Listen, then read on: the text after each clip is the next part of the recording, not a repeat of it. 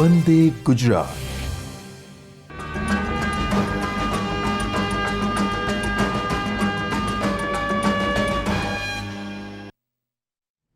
નમસ્કાર દર્શક મિત્રો. નિયામક શ્રી આયુષની કચેરી, આરોગ્ય અને પરિવાર કલ્યાણ વિભાગ તથા બાયઝેગના સહયોગથી વંદે ગુજરાત હેલ્થ ચેનલ અંતર્ગત આયુષ વ્યાખ્યાનમાળાના આ કાર્યક્રમમાં આપ સૌનું હાર્દિક સ્વાગત છે. અમને જણાવતા અત્યંત આનંદ થાય છે દર્શક મિત્રો કે આપણી આ આયુષ શૃંખલાનો આજે 200મો મણકો છે. આજે બુધવારનો દિવસ અને આયુષ ચિકિત્સાનું અભિન્ન અંગ એવી હોમિયોપેથિક સારવાર વિશે જાગૃતિ મેળવવાનો દિવસ. દર્શક મિત્રો, આજના કાર્યક્રમની શરૂઆત કરીએ તે પૂર્વે પરમ કૃપાળુ પરમાત્માને આપણે પ્રાર્થના કરીએ કે આજના આ કાર્યક્રમ અંતર્ગત આપણે હોમિયોપેથિક ચિકિત્સાની જે જાગૃતિની વાતો કરવાના છે તે જન જન સુધી પહોંચે. સાથે સાથે આપણે એ પણ પ્રાર્થના કરીએ કે હોમિયોપેથિક ચિકિત્સાને લઈને જાગૃતિની આ વાતો સૌ સુધી પહોંચે અને તેઓ પોતાના અને પોતાના પરિવારજનો માટે હોમિયોપેથિક ચિકિત્સાને વધુને વધુ અપનાવે. આપણે એવી પણ પ્રાર્થના કરીએ કે હોમિયોપેથિક ચિકિત્સા પ્રાપ્ત કરનાર સૌ કોઈ નિરોગી સ્વાસ્થ્ય પ્રાપ્ત કરે અને સાથે સાથે હોમિયોપેથિક ચિકિત્સાને વરેલા એવા તમામ હોમિયોપેથિક તબીબ મિત્રો એ હોમિયોપેથિક પદ્ધતિના સ્થાપક એવા ડૉક્ટર સેમ્યુઅલ હનીમેનના સિદ્ધાંતોને પોતાના જીવનમાં ચરિતાર્થ કરે અને હોમિયોપેથીના પ્રચાર અને પ્રસાર માટે હંમેશા તત્પર રહે. દર્શક મિત્રો, આવી એક ઉમદા પ્રાર્થના સાથે આપણે આજના આ જાગૃતિ વ્યાખ્યાનમાળા કાર્યક્રમને શરૂ કરી રહ્યા છીએ. દર્શક મિત્રો, આજનો આજે વિષય છે એ સૌ કોઈને સ્પર્શતો વિષય છે અને આમ જોવા જઈએ તો એક પડકારજનક વિષય પણ છે. જેમ જેમ આપણે વિકાસની હરણફાળ ભરતા જઈએ છીએ તેમ તેમ નવા નવા પડકારો આપણી સમક્ષ આવતા જાય છે અને તેના અલગ અલગ કારણો કહી શકાય તેવા આહાર અને વિહાર એ ખૂબ જ મુખ્ય છે. તેમાં થતા ફેરફારો ક્યાંક ને ક્યાંક અલગ અલગ પ્રકારના પડકારો, ખાસ કરીને આપણે વાત કરી રહ્યા છીએ સ્વાસ્થ્યની, એટલે આપણે સ્વાસ્થ્ય સંબંધિત પડકારો તેના પર વિશેષ ધ્યાન આપી રહ્યા છે, તેના વિશે ચર્ચા કરી રહ્યા છે. તો આવનારા સમયમાં આપણા સ્વાસ્થ્ય સામેના પડકારો, આપણા આજે આહાર અને વિહારમાં થતા ફેરફારો, સાથે સાથે વિકાસની સાથે સાથે આપણી જે જીવનશૈલી છે તેમાં આવેલા પરિવર્તનને કારણે કયા કયા પ્રકારના પડકારો આપણી સમક્ષ આવી શકે તેમ છે અને આ પડકારોને આપણે કેવી રીતે નિયંત્રિત કરી શકીએ, આ પડકારોથી આપણે પોતાના કેવી રીતે સ્વસ્થ રાખી શકીએ તે અંગે આપણે આજે જાગૃતિ મેળવવા માટેની વાતો કરવાના છીએ. સાથે સાથે આપ સૌ એ પણ જાણો છો કે આજના સમયમાં અને જેમ જેમ આપણે આગળ વધતા જઈએ છીએ તેમ તેમ અમુક રોગો જે ભૂતકાળમાં એટલા વિશાળ પ્રમાણમાં અથવા તો મોટા પાયે લોકોની અંદર જોવા મળતા નહોતા તેવા અનેક પ્રકારના રોગો, જેને મુખ્યત્વે કહી શકાય કે ડાયાબિટીસ છે, હાઈ બ્લડ પ્રેશર એટલે કે લોહીનું ઊંચું દબાણ છે, મોટાપો એટલે કે ઓબેસિટી છે, આવા અનેક પ્રકારના રોગો છે એ દિન પ્રતિદિન વધતા જાય છે. ક્યાંક ને ક્યાંક આપણા આહાર વિહારમાં પરિવર્તન એ તો છે જ, પરંતુ સાથે સાથે માનસિક પણ પરિબળો જે આજના સમયમાં સૌ કોઈને સ્પર્શી રહ્યા છે તે પણ આ પ્રકારના રોગો માટે ક્યાંક ને ક્યાંક જવાબદાર છે. અને એટલા માટે જ જ્યારે કોઈ પણ એવો રોગ હોય અથવા તો કોઈ પણ સ્વાસ્થ્ય સંબંધિત પડકાર હોય અને તેમાં કારણભૂત જ્યારે કોઈ માનસિક અવ્યવસ્થા હોય અથવા તો માનસિક સમસ્યા હોય કે જેને કારણે સ્વાસ્થ્ય સંબંધી પ્રશ્ન ઊભો થાય છે, ત્યારે હોમિયોપેથી એનું અચૂક સમાધાન પૂરું પાડી શકે તેમ છે.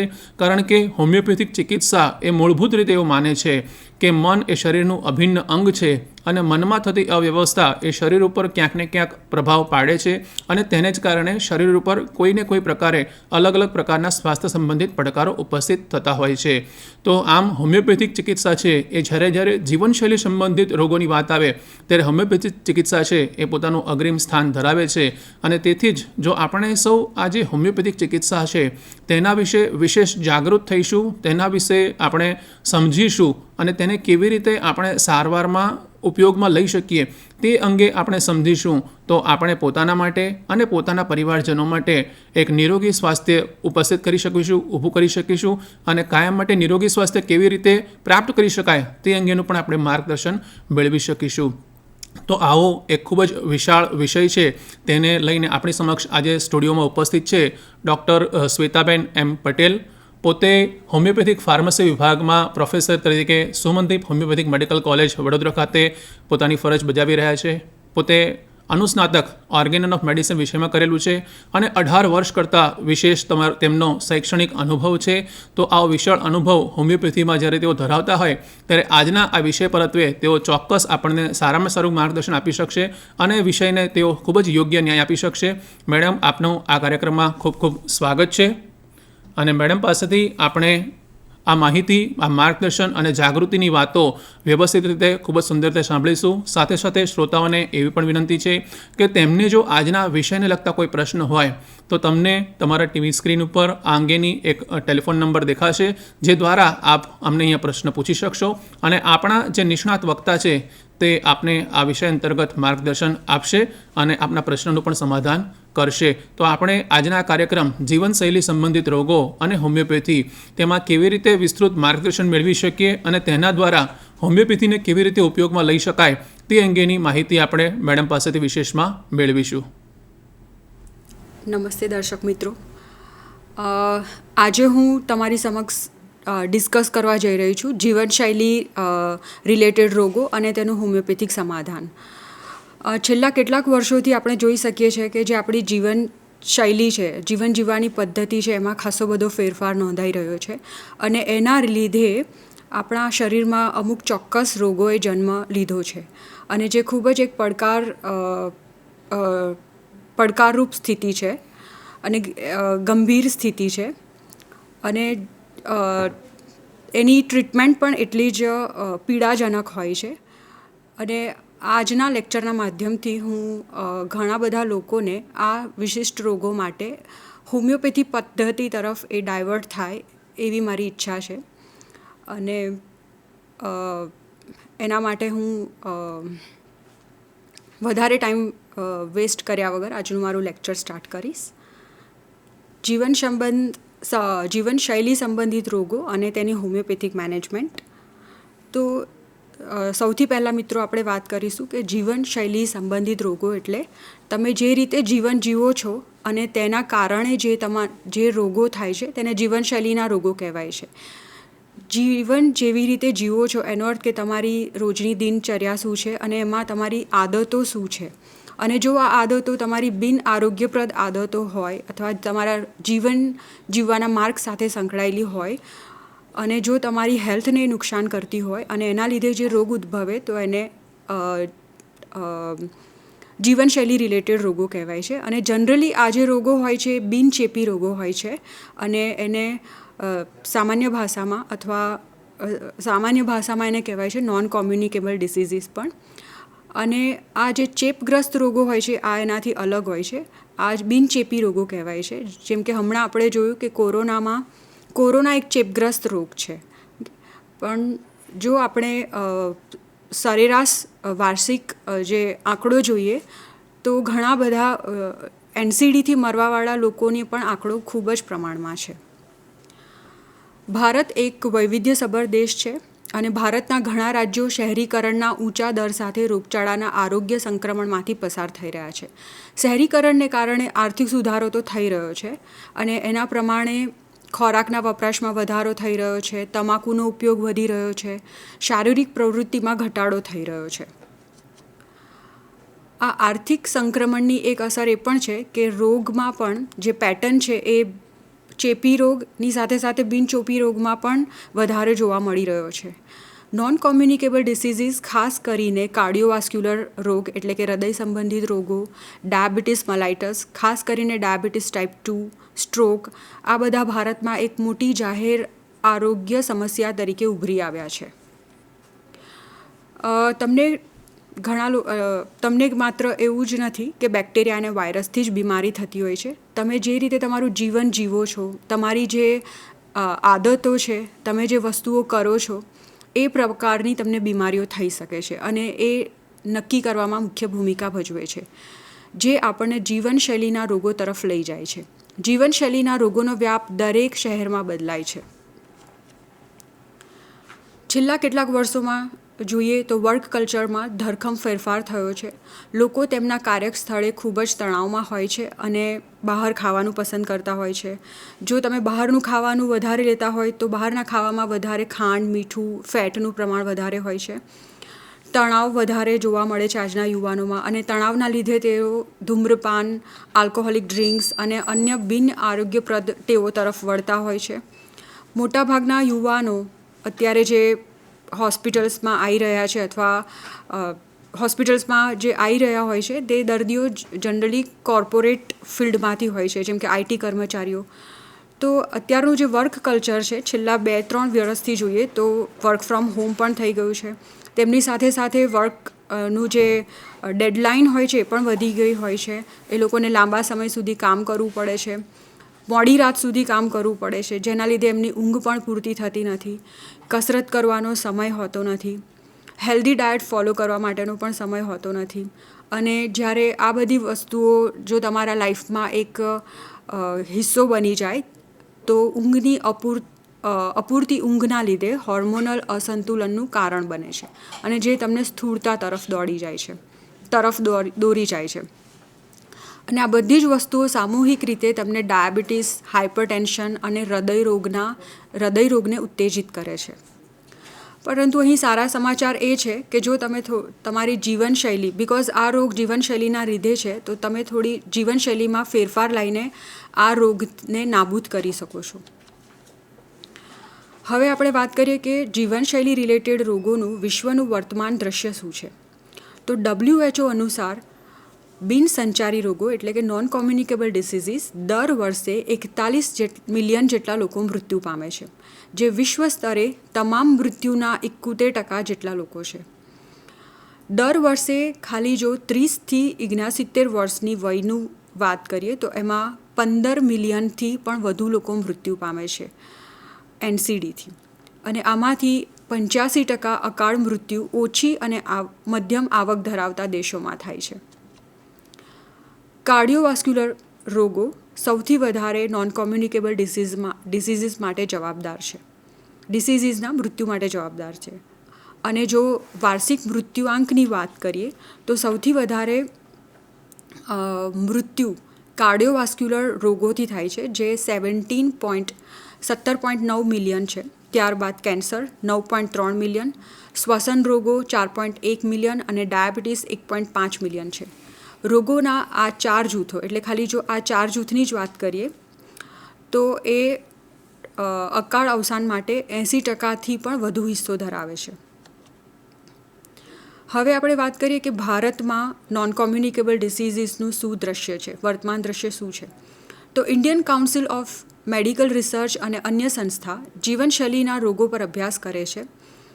ICMR India state level disease burden study report India health of the nation states અનુસાર બિનસંચારી રોગોને કારણે થતા તમામ મૃત્યુનું અનુમાનિત પ્રમાણ 1990માં 37.9થી વધીને 2016માં 61.8 થઈ ગયું છે.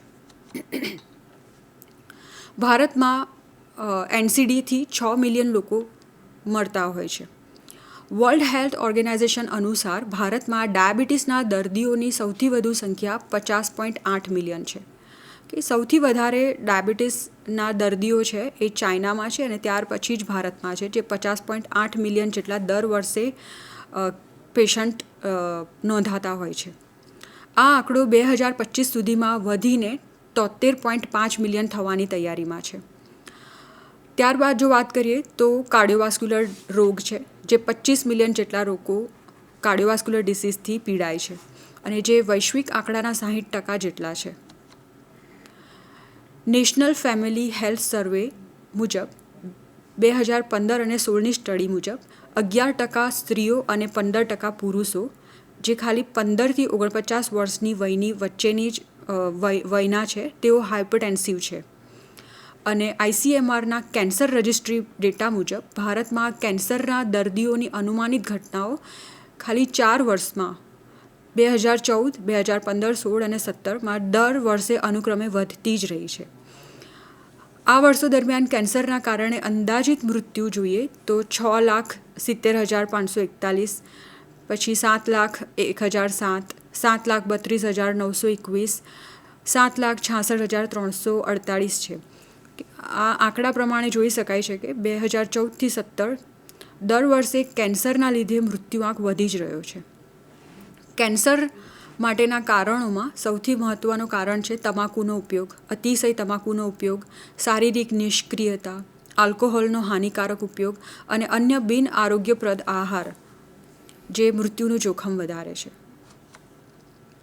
હવે વાત કરીએ તો જીવનશૈલીથી થતા રોગોનો સૌથી સામાન્ય રોગો કયા છે?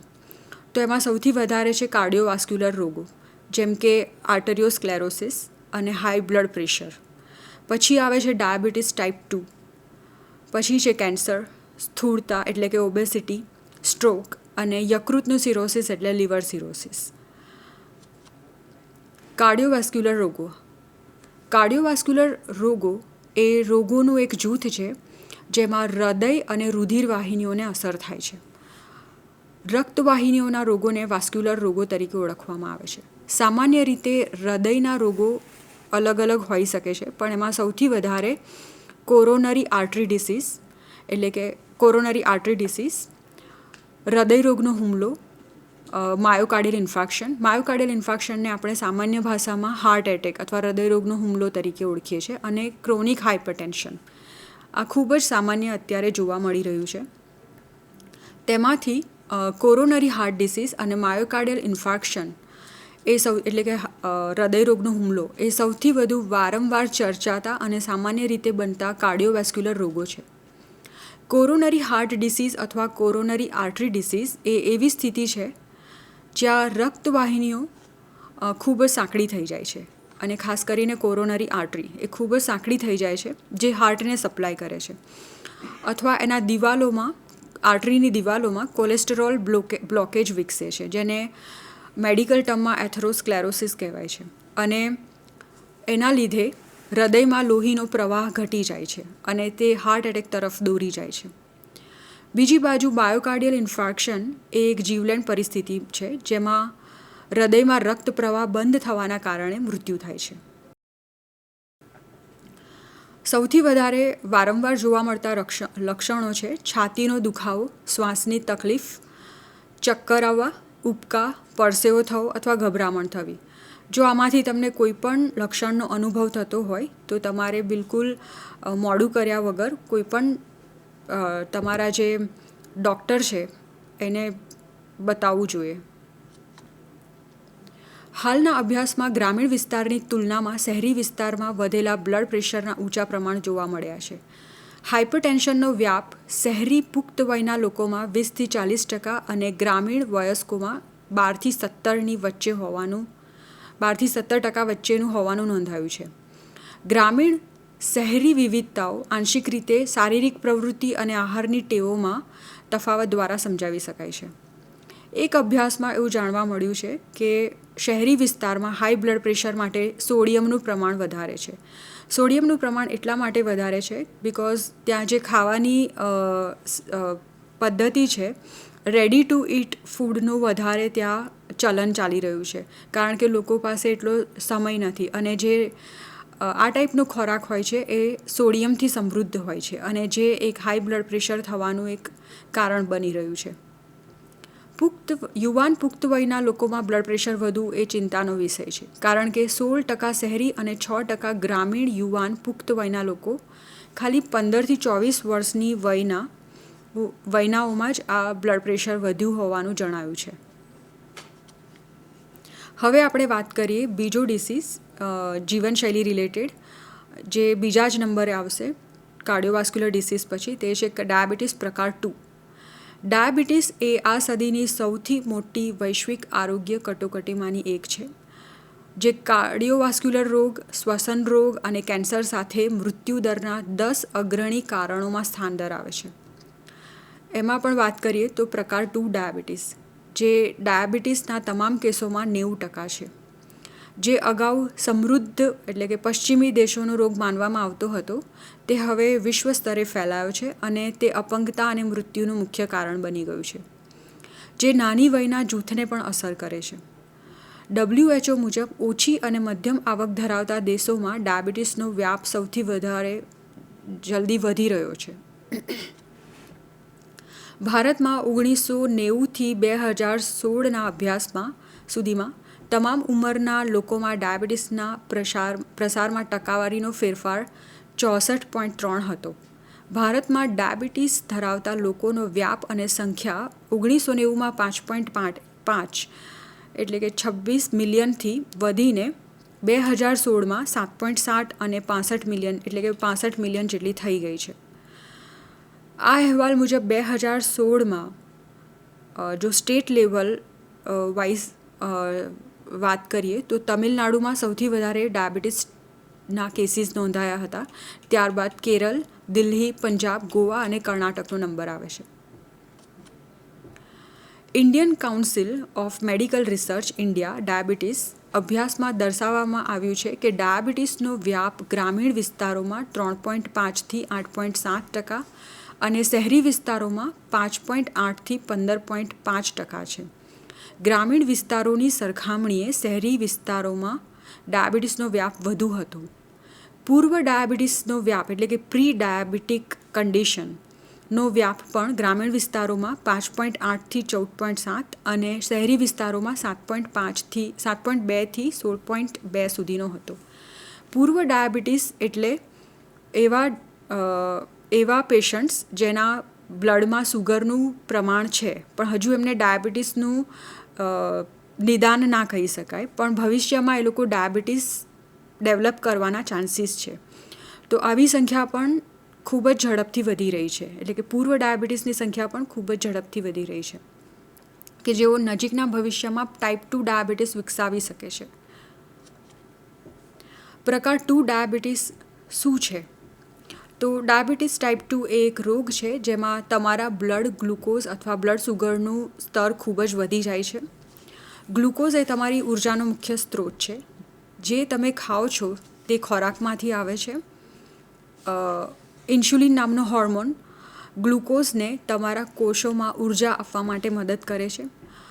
જો તમને ડાયાબિટીસ હોય તો તમારું શરીર પૂરતું ઇન્સ્યુલિન બનાવતું નથી અથવા ઇન્સ્યુલિનનો સારી રીતે ઉપયોગ નથી કરતું. પછી ગ્લુકોઝ તમારા લોહીમાં જ રહે છે અને તમારા કોષોમાં પૂરતું જતું નથી. સમય જતાં તમારા લોહીમાં વધુ પડતું ગ્લુકોઝ સ્વાસ્થ્ય સમસ્યાઓનું કારણ બની શકે છે.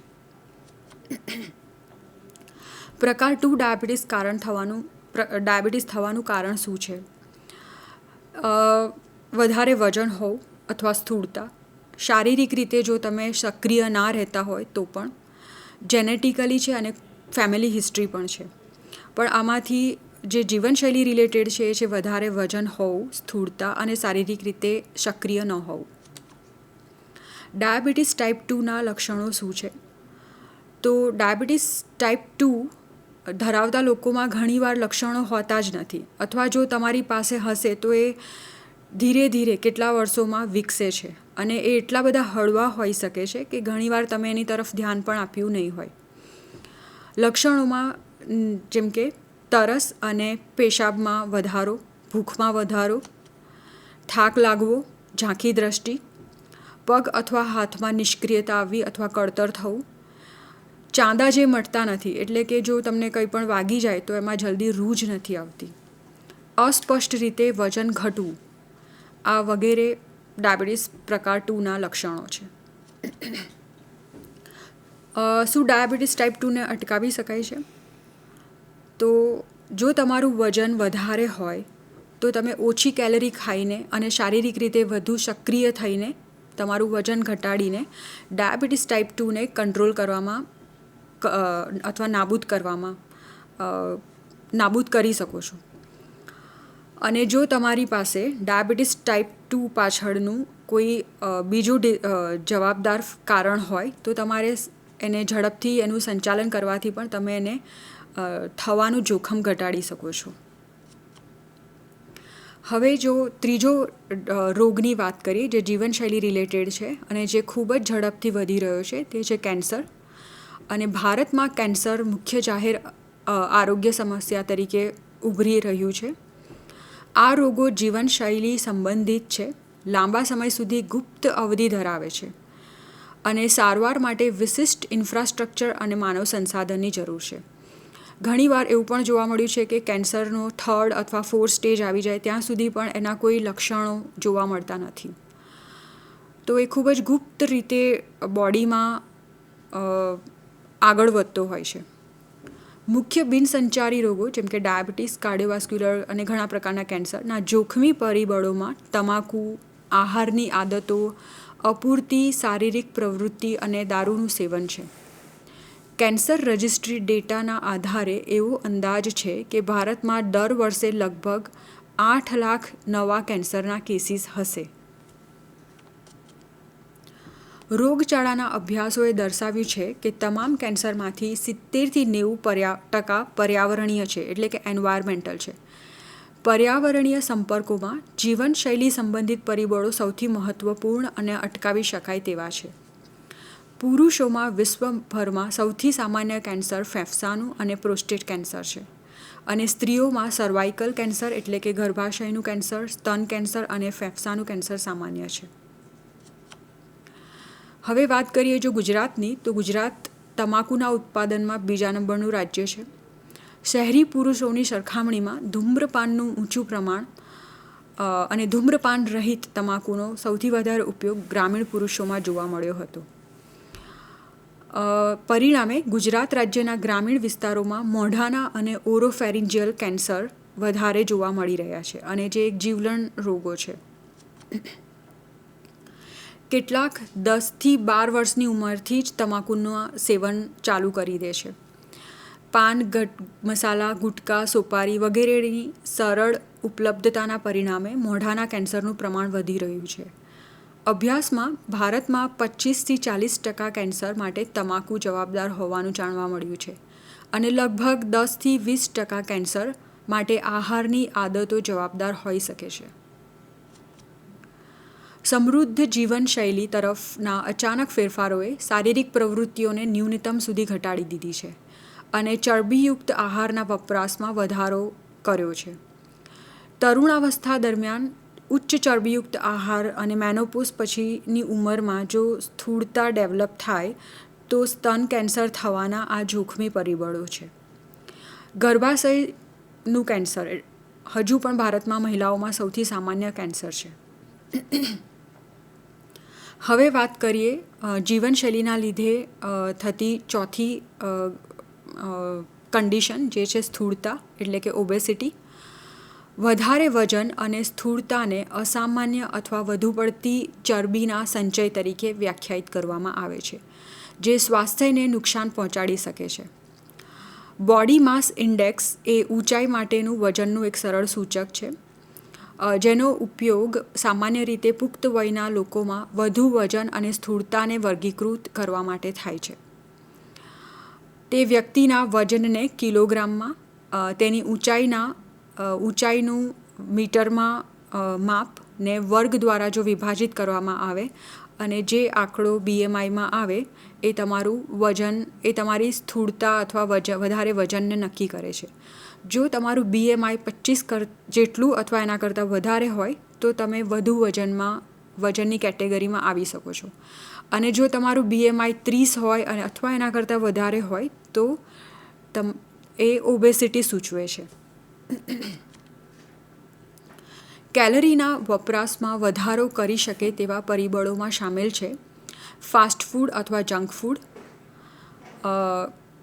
ખાંડ જે દરેક વસ્તુઓમાં હોય છે, અત્યારે જે રેડી ટુ ઇટ એટલે જે ફાસ્ટ ફૂડ અથવા જંક ફૂડ જે રીતે લોકો લઈ રહ્યા છે, અથવા જે કોલ્ડ ડ્રિંક્સ લઈ રહ્યા છે, સ્વીટ્સ, રેડીમેડ સ્વીટ્સ લઈ રહ્યા છે, તે દરેકમાં ખાંડનું પ્રમાણ ખૂબ જ વધારે હોય છે.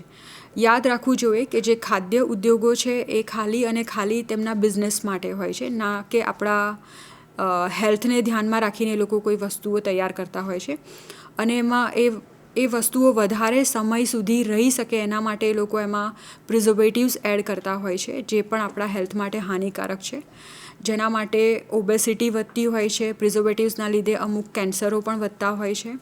તેથી જેમ બને તેમ બહારના ફાસ્ટ ફૂડ અને જંક ફૂડ અને બીજા ઠંડા પીણાઓ, આલ્કોહોલિક ડ્રિંક્સને ટાળવા જોઈએ. આલ્કોહોલિક પીણાં એ પણ તમારામાં સ્થૂળતા વધારવાનું એક કારણ છે. મનોવૈજ્ઞાનિક પરિબળો, જો કોઈ વ્યક્તિ વધારે તાણમાં રહેતું હોય, ડિપ્રેશનમાં રહેતું હોય, હતાશામાં રહેતું હોય, તો આ દરેક પરિબળો એને સ્થૂળતા તરફ લઈ જાય છે. બિકોઝ જનરલી એવું જોવા મળ્યું છે કે આ ટાઈપના લોકોને વધારે પડતું ખોરાક લેવાની આદત પડી જતી હોય છે અને જે સ્થૂળતા તરફ લઈ જાય છે. બીજા પરિબળોમાં છે હોર્મોન્સ. હોર્મોન્સ જે આપણા બોડીમાં હોય છે અલગ અલગ, એમાંથી અમુક હોર્મોન્સ એ તમારામાં ભોજનની ભૂખ લાગવી અને એની તૃપ્તિનું નિયંત્રણ કરતા હોય છે. ઘણી બધી આદતોના લીધે, જેમ કે તણાવમાં રહેવું, પૂરતી ઊંઘ ના લેવી, એના લીધે આ બધા હોર્મોન્સમાં ઇમ્બેલેન્સ ક્રિએટ થઈ શકે છે શરીરમાં, અને જેના પરિણામે આપણા શરીરમાં કેલરીની જરૂર ના પણ હોય તેમ છતાં પણ આ હોર્મોન્સ એને નિયંત્રણ કરી નથી શકતા અને વધારે કેલરીવાળા ખોરાકને ખાવાનું સૂચના આપે છે. તો એ પણ એક મહત્ત્વની બાબત છે કે તમારી જીવનશૈલી તમારા હોર્મોન્સને પણ કેવી રીતે ઇમ્બેલેન્સ ક્રિએટ કરાવી શકે છે. ચોક્કસ દવાઓ, અમુક લોકો જો કોઈ ચોક્કસ દવાઓ લેતા હોય, જેમ કે એન્ટી ડિપ્રેસન્ટ દવાઓ હોય, ડાયાબિટીસની દવાઓ હોય, નહીં તો સ્ટીરોઇડ્સ હોય છે, એ પણ તમારા શરીરનું વજન વધારવામાં કારણભૂત હોઈ શકે છે. ઓટીટી સંસ્કૃતિ. ઓટીટી સંસ્કૃતિ એટલે અત્યારે જોઈ શકીએ તો જે ઓનલાઈન કલ્ચર છે એ વધી રહ્યું છે. Work from home, online work, online shopping, હવે તો સોશિયલ ફંક્શન્સ પણ ઓનલાઈન થઈ રહ્યા છે અને જેના લીધે માણસ વધારે બેઠાડું જીવન જીવતો થઈ ગયો છે અને જે પણ એક ઓબેસિટીનું કારણ બની ગયું છે. ઓનલાઈન વર્ક કલ્ચર, બેઠાડું જીવનશૈલી, બાળ સંભાળ વલણો. બાળ સંભાળ વલણોમાં અહીં હું એ કહેવા માગું છું કે જે પહેલાંના જમાનામાં જે બાળકો હતા એ વધારે આઉટડોર એક્ટિવિટીઝમાં પાર્ટ લેતા હતા, જ્યારે અત્યારના બાળકોને તમે જોઈ શકો છો કે એ વધારે ઘરમાં જ બેસીને ઓનલાઈન ગેમ્સ રમતા હોય છે અથવા મોબાઈલમાં જ એ લોકો ગેમ રમતા હોય છે. એના લીધે પણ એમના સ્વભાવમાં પણ ફેરફાર જોવા મળ્યો છે અને એમની હેલ્થને પણ નુકસાન થઈ રહ્યું છે. જો તમને સ્થૂળતા હોય તો એ શરીરને કેવી રીતે અસર કરી શકે છે? તો સ્થૂળતાના લીધે તમને ડાયાબિટીસ 2 ડેવલપ થઈ શકે છે, ઘણા બધા કાર્ડિયોવેસ્ક્યુલર રોગો ડેવલપ થઈ શકે છે, ફેટી લીવર ડિસીઝ થઈ શકે છે, કિડનીના રોગો થઈ શકે છે, પિત્તની પથરી એટલે કે ગોલસ્ટોન થઈ શકે છે. સ્લીપ એપ્નિયા. સ્લીપ એપ્નિયા એટલે કે ઊંઘમાં થોડી વાર માટે શ્વાસનું બંધ થઈ જવું, જે એક સ્લીપ ડિસઓર્ડર છે, જે ખૂબ જ ગંભીર સમસ્યા છે. એ પણ ઓબેસિટીના લીધે થઈ શકે છે. અસ્થિવા એટલે કે ઓસ્ટિયોઆર્થરાઇટિસ, પીઠનો દુખાવો થઈ શકે છે.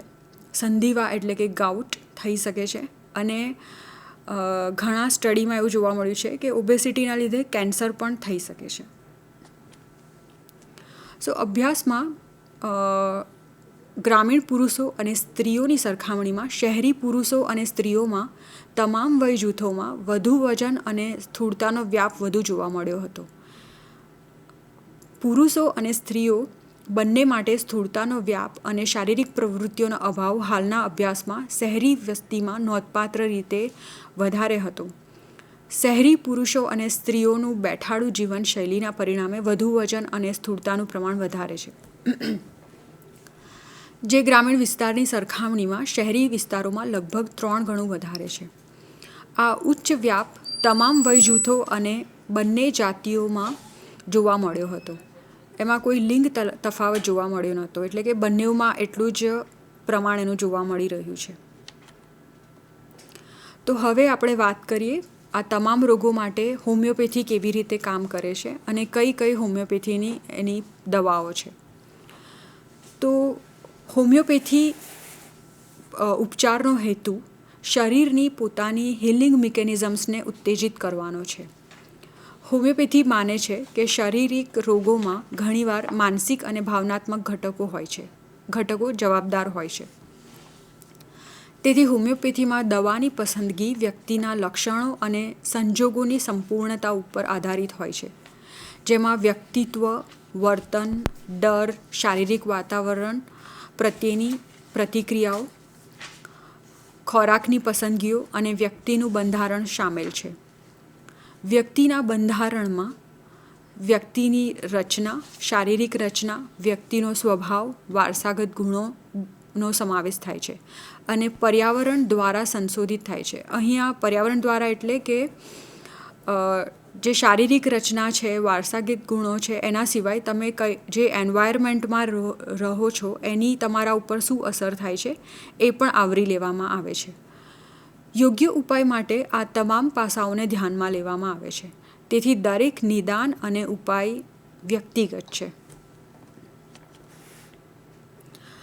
જો વાત કરીએ કાર્ડિયોવાસ્ક્યુલર રોગ અને એના હોમિયોપેથિક સારવારની, તો કાર્ડિયોવાસ્ક્યુલર ડિસીઝની ચિંતા કરવામાં જ્યારે પણ આવે ત્યારે હોમિયોપેથિક ઘણી બધી અસરકારક હોમિયોપેથિક દવાઓ ઉપલબ્ધ છે, પરંતુ પસંદગી દર્દીના વ્યક્તિત્વ પર આધારિત છે.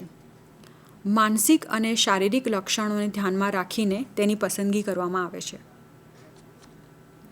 હોમિયોપેથિક દવાઓ જે જનરલી હૃદય સંબંધિત રોગો માટે આપવામાં આવે છે તે છે લેટ્રોડેક્ટસ, ઓરમ મેટાલિકમ, એકોનાઇટમ નેપેલસ, સ્પાઇજેલિયા, કેક્ટસ ગ્રેન્ડિફ્લોરસ, ક્રેટેગસ ઓક્ઝીએકેન્થા, ડિજિટાલિસ પર્પ્યુરિયા, કાલ્મિયા લેટિફોલિયા, ગ્લોનાઇનમ, સિમેસિફુગા રેસિમોસા, હાઇડ્રોસાયનિક એસિડ, ક્યુપ્રમ મેટાલિકમ, લેકેસિસ ટ્રાઇગોનોસેફેલસ, ક્રોટલસ હોરિડસ, કાલ્મિયા લેટિફોલિયા, હિમેટોક્ઝાયલોન, કાર્બોનિકમ, આયોડમ, ઓક્ઝેલિકમ એસિડમ, નાજા ટ્રિપુડિયન્સ, સ્પોન્જિયાટોસ્ટા, ટેરેન્ટ્યુલા હિસ્પેનિકા, ટેબેકમ. તો હજુ પણ આનાથી પણ વધારે હોમિયોપેથીની દવાઓ છે જે કાર્ડિયોવાસ્ક્યુલર ડિસીઝમાં મદદરૂપ હોય છે, પરંતુ અહીંયા હું એ કહેવા માંગીશ કે કોઈ પણ હોમિયોપેથીની દવા લેતા પહેલાં તમારે કોઈ પણ હોમિયોપેથિક ડૉક્ટરનો સંપર્ક સાધવો જરૂરી છે. હવે વાત કરીએ ડાયાબિટીસ માટે હોમિયોપેથિકની સારવાર શું છે. તો ડાયાબિટીસથી પીડિત વ્યક્તિ માટે ફક્ત દવાઓ લેવાથી લોહીમાં શર્કરા એટલે કે ગ્લુકોઝનું સ્તરને નિયંત્રિત કરવામાં મદદ મળતી નથી.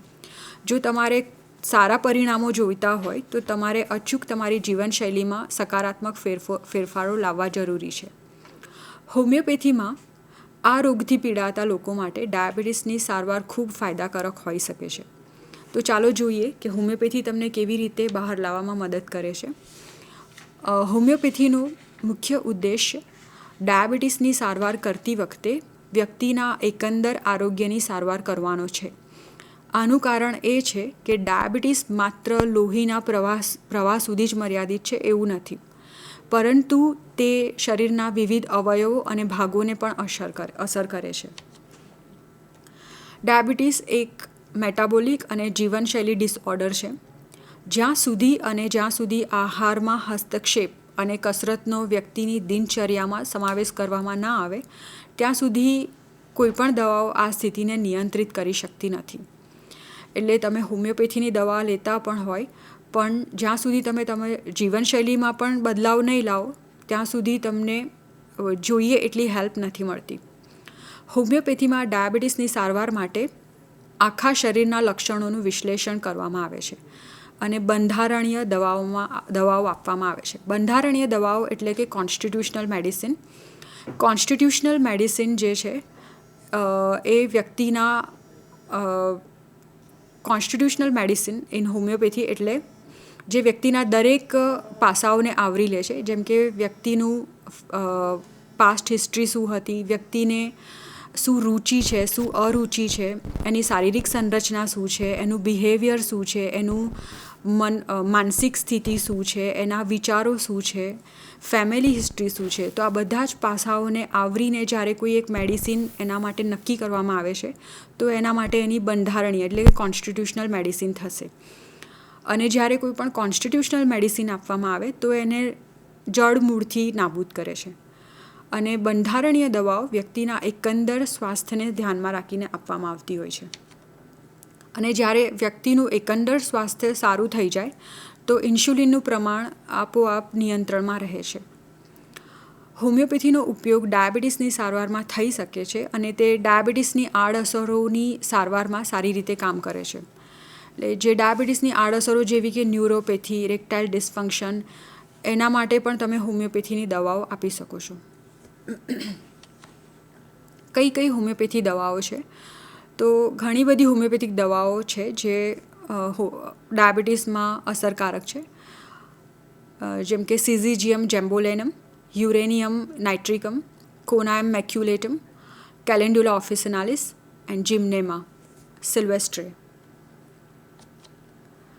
હવે વાત કરીએ કેન્સર, જેના માટેની હોમિયોપેથિક સારવાર. હોમિયોપેથી કેન્સરના રોગોની વ્યાપક શ્રેણીનો પણ ઇલાજ કરી શકે છે. સ્તન કેન્સરના કિસ્સામાં ઘણીવાર હોમિયોપેથી જે છે એ ઇન્ફેક્ટેડ એરિયા અને લમ્પનું કદ ઘટાડવામાં પણ મદદ કરી શકે છે. જો તમને કોઈ ડિસ્ચાર્જ થતો હોય અને પેઇન થતું હોય તો એ પણ ઘટાડવામાં એ મદદ કરી શકે છે. હોમિયોપેથિક દવાઓની અસરકારકતા એ કેન્સરનું શ્રેણી, એટલે કે કયું કેન્સર છે, કયા ભાગનું કેન્સર છે અને કયા સ્ટેજ ઉપર એ કેન્સર છે એના ઉપર પણ આધાર રાખે છે. આના સિવાય જો કેન્સર માટે હોમિયોપેથીની દવા લેવામાં આવે તો એ વ્યક્તિને આરામ પહોંચાડે છે, તેમજ તણાવ, ચિંતા અને હતાશા, જે સામાન્ય રીતે કોઈનું કેન્સર નિદાન હોય તો આ બધી વસ્તુઓ આપોઆપ માણસમાં આવી જતી હોય છે, તો એ બધું હળવું કરવામાં પણ હોમિયોપેથી મેડિસિન એને હેલ્પ કરે છે. સાથે કોઈ પીડા, માંદગી અને થાક જેવા લક્ષણો પણ હોય તો એને પણ એ નિયંત્રિત કરે છે અને આડઅસરોને પણ નિયંત્રિત કરે છે. કેટલાક કેન્સરના દર્દીઓ માટે જીવનની ગુણવત્તામાં પણ સુધારો થયો છે હોમિયોપેથી મેડિસિનથી. પરંપરાગત કેન્સરની સારવારની આડઅસર, એટલે કે જો કેમોથેરાપી અને રેડિયેશન લીધી હોય અને એની આડઅસર સ્વરૂપે જો તમને ઉબકા, હોટ ફ્લેશિશ આવતા હોય, એટલે કે ગરમી લાગવી, ગભરામણ થવી, ઇન્ફેક્શન થઈ જવું વારે ઘડીએ, અથવા જે ચાંદા થઈ ગયા હોય, તો એના માટે પણ તમે હોમિયોપેથી લઈ શકો છો. કઈ કઈ હોમિયોપેથિક દવાઓ છે? તો arsenicum album, arsenicum iodatum, asterias rubens, bellis perennis, cadmium phos, cadmium sulphuratum, crotalus horridus, calcarea sulphurica, carcinosinum, cobaltum metallicum, conium maculatum, crotalus horridus, graphites, kalium arsenicosum, morphinum, phytolacca decandra, radium bromatum, taraxacum. અહીંયા દર્શક મિત્રોને હું એટલું જ કહેવા માંગીશ કે આ જેટલી પણ દવાઓનું હું લિસ્ટ બોલી રહી છું એમાંથી કોઈ પણ દવા તમારી જાતે નક્કી કરવાની જરૂર હોતી નથી. કોઈ પણ હોમિયોપેથીની દવા જે છે એ દરેક વ્યક્તિ માટે અલગ અલગ હોય છે, એટલે કોઈ પણ દવા લેતા પહેલાં તમારે હોમિયોપેથિક ડૉક્ટરનો સલાહ લેવી જરૂરી છે. હવે વાત કરીએ સ્થૂળતા માટે હોમિયોપેથીની સારવાર. તો મારા મત મુજબ વજન ઘટાડવાની શ્રેષ્ઠ અને સૌથી અસરકારક રીત કસરત અને તંદુરસ્ત આહારનું સંયોજન છે. જો તમને મદદની જરૂર હોય અથવા વજન કેવી રીતે ઘટાડવું તેની ખાતરી ના હોય તો તમે ચોક્કસ ડૉક્ટરને મળો. તેઓ તમને તમારા વજન ઘટાડવાના લક્ષ્યો સુધી પહોંચાડવા માટે એક યોજના બનાવી આપશે. વજન ઘટાડવા માટે તમારા વજનમાં વધારો થવાનું મૂળ કારણ શું છે એ જાણવું પણ જરૂરી છે. સૌથી પહેલાં એ મૂળ કારણને દૂર કરવાથી પણ તમે વજન ઘટાડી શકો છો. અને કોઈ પણ હોમિયોપેથિક દવા લેતા પહેલાં હોમિયોપેથિક ડૉક્ટરની સલાહ લેવી જરૂરી છે. હોમિયોપેથિક દવાઓ for weight loss like antimonium crude, calcarea carbonica, lycopodium, graphites, nux vomica, ignatia, natrum muriaticum, phytolacca decandra and pulsatilla nigricans. ખૂબ જ સુંદર મેડમ. આપે તો જે જીવનશૈલી સંબંધિત રોગોના જે મુખ્ય કહી શકાય ભાગ એવા હૃદય રોગોની તકલીફની વાત કરી, ડાયાબિટીસ સંબંધિત રોગોની વાત કરી, કેન્સર સંબંધિત જે પણ છે તકલીફો તેની વાત કરીને સ્થૂળતા ઘણીવાર આ જે ચારે તકલીફો છે એ એકબીજા સાથે અન્ય ક્યાંક ને ક્યાંક સંકળાયેલી હોય છે, અથવા તો એક તકલીફને કારણે પછી બીજી તકલીફ ઊભી થતી હોય છે. પછી ક્યાંક મોટાપો હોય અને ત્યારબાદ ડાયાબિટીસ આવતો હોય, અથવા તો મોટાપો હોય ત્યારબાદ કેન્સર આવતું હોય, અથવા તો મોટાપો હોય ત્યારબાદ બ્લડ પ્રેશર આવતું હોય, ડાયાબિટીસ હોય અને બ્લડ પ્રેશર આવતું હોય. આવી રીતે પરસ્પર સંકળાયેલી તકલીફો છે અને મોટા પ્રમાણમાં અત્યારે સમાજમાં આ બીમારી પ્રસરી ચૂકેલી છે. આવનારા સમયમાં આ તકલીફો વધતી જવાની છે, ત્યારે આ તકલીફો વિશે જાગૃતિ મેળવવી, તેના વિશે સમજવું અને તેને કેવી રીતે દૂર કરી શકાય અથવા તો તેનાથી આપણે કેવી રીતે સ્વસ્થ રહી શકીએ તે અંગે પણ માર્ગદર્શન મેળવવું ખૂબ જ જરૂરી હતું. અને ડૉક્ટર શ્વેતા મેડમનો આપણે ખૂબ ખૂબ આભાર માનીએ કે તેમણે આપણને ખૂબ જ સુંદર માર્ગદર્શન આ તકલીફો વિશે, જે અગત્યની ચાર, આમ તો જીવનશૈલી સંબંધિત રોગો જેમ જેમ વધતા જાય, જેમ જેમ આપણી જીવનશૈલીમાં પરિવર્તન થતું જાય છે, આપણે સૌ જાણીએ છીએ કે આપણા આહારમાં જે આજથી 15-20 વર્ષ પહેલાંનું જે પ્રમાણ હતું એના કરતાં આહારમાં અત્યારે પાશ્ચાત્યકરણ ઘણું વધારે પ્રમાણમાં થઈ ગયું અને ખાસ કરીને બાળકોમાં વિશેષ થઈ રહ્યું છે. ત્યારે આ તબક્કે આ વિશે જાણકારી મેળવવી એ ખૂબ જ જરૂરી હતી અને મેડમે ખૂબ જ આપણને સુંદર માર્ગદર્શન આપ્યું. મેડમ, કેટલાક પ્રશ્નો દર્શક મિત્રોના અમારી પાસે આવેલા છે અને અમે ઈચ્છા રાખીશું કે આપના દ્વારા દર્શક મિત્રોના એ પ્રશ્નોનું સમાધાન થાય.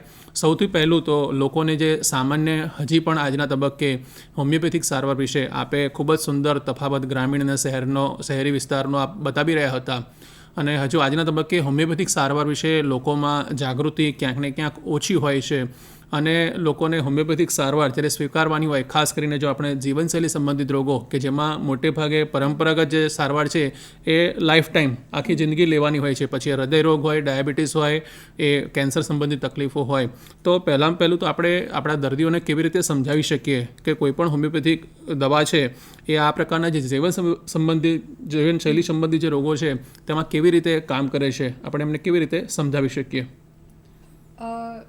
જે હોમિયોપેથીની દવાઓ છે એ લાઇક ક્યોર લાઇકના સિદ્ધાંત પર બેઝડ છે. એટલે કે ગુજરાતીમાં સરળ ભાષામાં કહીએ તો ઝેર ઝેરને મારે એવી રીતે. તો જ્યારે કોઈ પણ હોમિયોપેથીની દવા કોઈ પણ રોગ માટે આપવામાં આવે છે તો એ દવા એ દર્દીના, એટલે કે જે રોગથી પીડાઈ રહ્યો છે એ ચિહ્નોને લઈને સિલેક્ટ કરવામાં આવે છે, ના કે કોઈ નિદાન પર. એટલે કે કોઈ રોગ છે એનું નિદાન જરૂરી નથી, પણ એ રોગમાં કયા કયા ચિહ્નો આવી રહ્યા છે એ મહત્ત્વનું છે. અને એ ચિહ્નોને જોઈને, એટલે કે સિમ્ટમ્સને જોઈને એના જેવી જ ચિહ્નો ધરાવતી મેડિસિન હોમિયોપેથીમાં જે હોય છે એ એને સિલેક્ટ કરવામાં આવે છે અને જે પેશન્ટને આપવામાં આવે છે. અને જેમ કે વાત કરીએ કે હોમિયોપેથીની મેડિસિન એ ખાલી કોઈ એક ડિસીઝ સુધી મર્યાદિત છે અથવા કોઈ એક શરીરના અવયવ સુધી મર્યાદિત છે એવું નથી હોતું, પણ પેશન્ટને એઝ અ હોલ, એટલે કે એના દરેક વસ્તુને આવરી લેવામાં આવે છે. એટલે કે એકાંદરે પેશન્ટની આખા જ દરેક વસ્તુઓની કન્સિડર કરવામાં આવે છે. જેમ કે પેશન્ટનું શારીરિક સંરચના શું છે, પેશન્ટની માનસિક, એટલે કે મેન્ટલ સિમ્ટમ્સ શું છે, પેશન્ટની લાઇક ડિસલાઇક શું છે, પેશન્ટના બિહેવિયર કેવું છે, શામાં એને રુચિ છે, શામાં અરુચિ છે. આ દરેક પાસાઓને જો ભેગા કરીને જો કોઈ એક પર્ટિક્યુલર મેડિસિન આપવામાં આવે તો એ અચૂક કોઈ પણ રોગમાં ફાયદાકારક નીવડે છે અને એને જડ મૂળથી નાબૂદ કરવામાં એને મદદરૂપ થાય છે. ખૂબ જ સુંદર મેડમ. બીજો એક પ્રશ્ન છે, પણ પ્રશ્ન પર જતાં પહેલાં દર્શક મિત્રોને ખાસ કહી દઈએ કે જો આપને આજના આ વિષયને લગતા કોઈ પ્રશ્ન હોય તો આપ અમારી જે ટેલિફોન નંબર છે આપને સ્ક્રીન ઉપર દેખાતો છે તેના દ્વારા અમને પ્રશ્ન પૂછી શકશો. આપણા જે નિષ્ણાત વક્તા આપણી સાથે અત્યારે સ્ટુડિયોમાં ઉપસ્થિત છે તે આપણને માર્ગદર્શન આપશે. મેડમ, બીજો એક પ્રશ્ન છે અને આ બાબત દર્દીઓના તરફથી જો આપણે સમજીએ તો ખરેખર એમને આ પ્રશ્ન થવો સ્વાભાવિક છે. આપણે એક તબીબ તરીકે મોટે ભાગે સમજતા હોય કે હોમિયોપેથીમાં આવું કાંઈ નથી, પરંતુ જ્યારે ડાયાબિટીસ જેવો રોગ થતો હોય એટલે સૌ કોઈના મનમાં, જેને ડાયાબિટીસનો રોગ થયેલો છે તેને પણ અને તેના પરિવાર સૌ કોઈના મનમાં એમ જ હોય છે કે ડાયાબિટીસ થાય એટલે ગળ્યું ખાવાનું બંધ કરી દેવું. એ પ્રકારની એક સ્વાભાવિક માન્યતા પ્રવર્તી હોય છે અને દર્દી ઓછામાં ઓછું ગળ્યું ખાવાનું લેવાનું પસંદ કરતો હોય છે. હવે જ્યારે એને હોમિયોપેથિક સારવાર માટે કોઈક મોકલે અથવા તો આપણે તેને હોમિયોપેથિક સારવાર વિશે સમજાવીએ કે ભાઈ તારે હોમિયોપેથિક સારવાર લઈશ તો તને ડાયાબિટીસ રોગમાં ફાયદો થશે, ત્યારે મોટામાં મોટો પ્રશ્ન એને પોતાને પણ થતો હશે અને એની સાથેના પરિવારજનો અથવા તો એના જે પણ સગાસ્નેહી હશે તો સૌ કોઈ પ્રશ્ન એને કરતા હશે અથવા તો કહેતા હશે કે શું ડાયાબિટીસ એમાં હોમિયોપેથીની દવાઓ તો જે હંમેશા સ્વાદે ગળી દવા છે તો હોમિયોપેથિક દવા એ ડાયાબિટીસ જેવા રોગમાં કેવી રીતે કામ કરી શકે? આ પ્રકારનો એક સ્વાભાવિક પ્રશ્ન હોય અને ડાયાબિટીસની દવા આમે આખી જિંદગી લેવાની હોય એટલે દર્દીમાં ખૂબ જ મૂંઝવણ પ્રવૃત્તિ હોય છે. તો આ બાબતે આપણે દર્દીને કેવી રીતે જાગૃત કરી શકાય? ડાયાબિટીસ એ એક જીવનશૈલી આધારિત રોગ છે અને એક મેટાબોલિક ડિસઓર્ડર છે. ડાયાબિટીસમાં બ્લડમાં સુગરનું લેવલ વધી જાય છે અને ઘણા લોકોને એવું છે કે બસ બ્લડમાં સુગર વધી ગયું એટલે ડાયાબિટીસ, પણ ખાલી બ્લડમાં સુગર વધવું એ જ એક એનું લક્ષણ નથી. જ્યારે ડાયાબિટીસ થાય છે તો એ શરીરના વિવિધ અવયવોને પણ એટલું જ નુકસાન પહોંચાડે છે.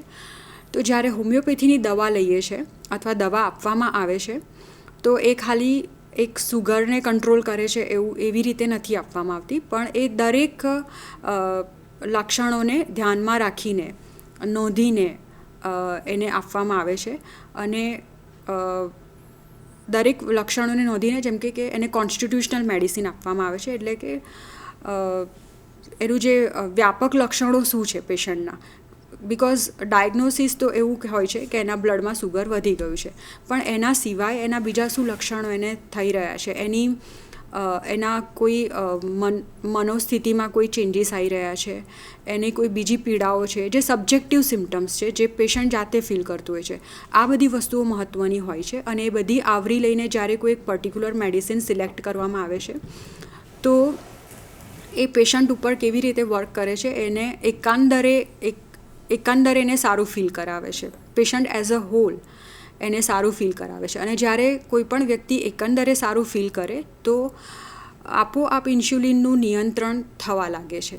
એટલે બ્લડ સુગર લેવલ જે છે એના માટે જ હોમિયોપેથીની મેડિસિન આપવી એવું નથી હોતું. પેશન્ટ એઝ અ હોલ એમાં બીજા કઈ લાક્ષણિકતાઓ છે એ પણ કન્સિડર કરીને જો હોમિયોપેથીની મેડિસિન આપવામાં આવે તો એ અચૂક ડાયાબિટીસને કંટ્રોલ કરી શકે છે.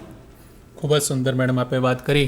તો મને વિશ્વાસ છે કે જે ડાયાબિટીસના દર્દીઓ છે તેઓને ખ્યાલ આવશે કે હોમિયોપેથિક સારવાર પણ ડાયાબિટીસની અંદર ખૂબ જ સુંદર રીતે ઉપયોગી થઈ શકે તેમ છે અને તેના દ્વારા તેઓ ડાયાબિટીસને પણ નિયંત્રિત કરી શકે છે અને ડાયાબિટીસને કારણે થતા અન્ય જે કોમ્પ્લિકેશન્સ છે, ડાયાબિટીસની જે આડઅસરો છે તેને પણ હોમિયોપેથિક સારવાર છે એ નિયંત્રિત કરી શકે છે. તે વિશે સૌ કોઈને માર્ગદર્શન મળશે.